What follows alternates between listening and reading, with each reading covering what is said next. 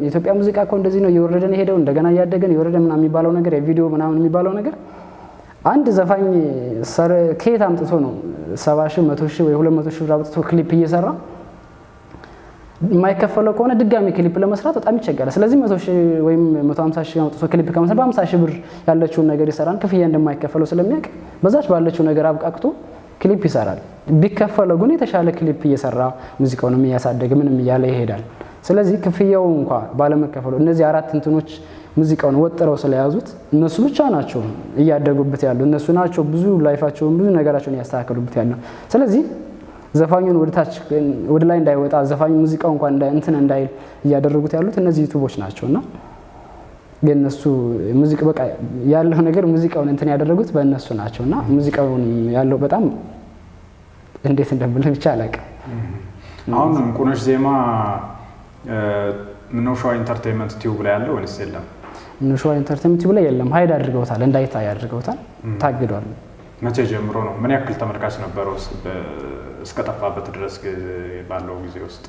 አሁን ካጠፉት ወደ 8 ወር ወይ 10 ወር እንደዛ አካባቢ ይሆናል። ምክንያቱም እኔ ለፍርድ ቤት መጀመሪያ ስክሪንሾት አድርጌ የሰጠሁት ነበረ። ስክሪንሾት አድርጌ የሰጠው 697,000 ቪው ነበር። 697,000 ላይ ያለ ነው እነሱ ያጠፉት። እኛም ለፍርድ ቤቱ ይዘነው የቀረብነው ያንን ነው። ከዛ በኋላ ወደ 10 ወር ምናምን እስካሁን የት ይደርስ ነበር የሚለውን ነገር ማሰብ ይቻላል። ግን እንደዛ ነው። ስለዚህ አሁን የለም፣ እየታየም አይደለም፣ የለም። ምናልባት እንግዲህ እንደዚህ አይነት ችግሮች በሚከሰቱበት ጊዜ ወጭ ወጥቶበታል። አንተ እንዳልከው ብዙ ልፋትም ተለፍቶበታል። ሁለቴም እስከ መቅረጽ ሁሉ የተደረሰበት ስራ ነውና ምን ተሰማህ? እንደዚህ አይነት ነገር እንደዚህ አይነት አለመግባባት ተፈጥሮ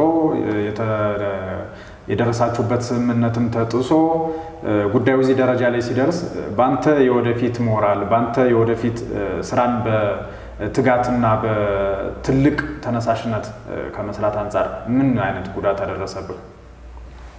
እኔ ጋር ያደረሰብኝ ጉዳት እንዲሁም በቃ ምክንያቱም እኔ በጣም ለሙዚቃ በጣም ፍቅር አለኝ።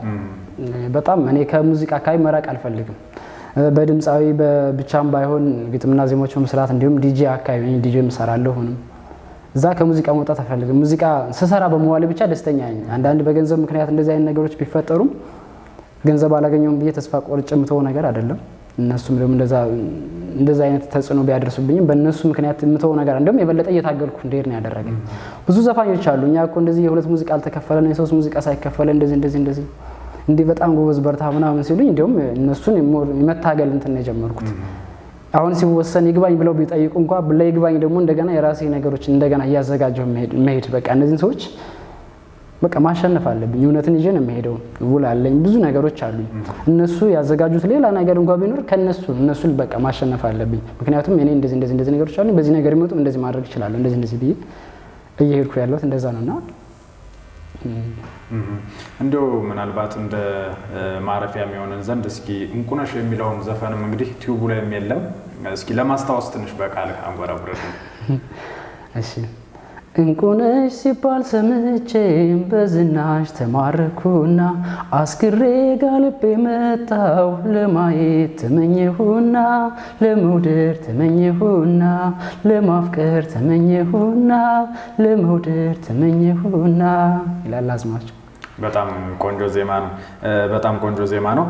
እስኪ አሁን እንግዲህ ድምፃዊም ነህ ዲጄም ነህ ቅድም እንደጠቀስነው የግጥምና ዜማ ደራሲም ነህ። አሁን ምንድን እየሰራህ ነው ያለው?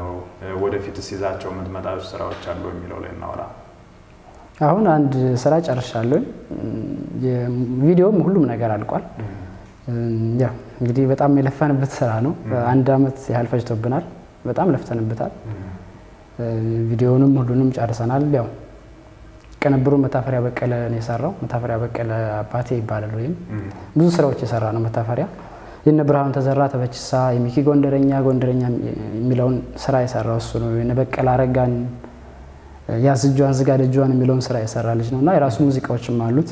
እንዲሁም በቅርቡ የራሱን አልበም ይዞ እየመጣ ነው እና እነዚህን ስራዎች የሰራ ልጅ ነው። እሱም የሰራልኝ እንቁነሽንም እሱ ነበር የሰራው። አሁን ሽገዳይ የሚል ስራ ነው እሱ ጋር ያጨረስኩት።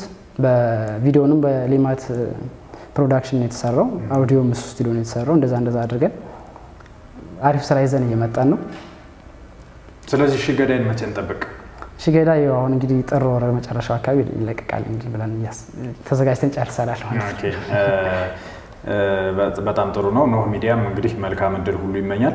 ምናልባት መጨረሻ ላይ ማስተላለፍ የምትፈልገው ነገር ካለ ወይም ቀረ የምትለው ሀሳብ ካለ እድሉን ላንተ ልስጥ።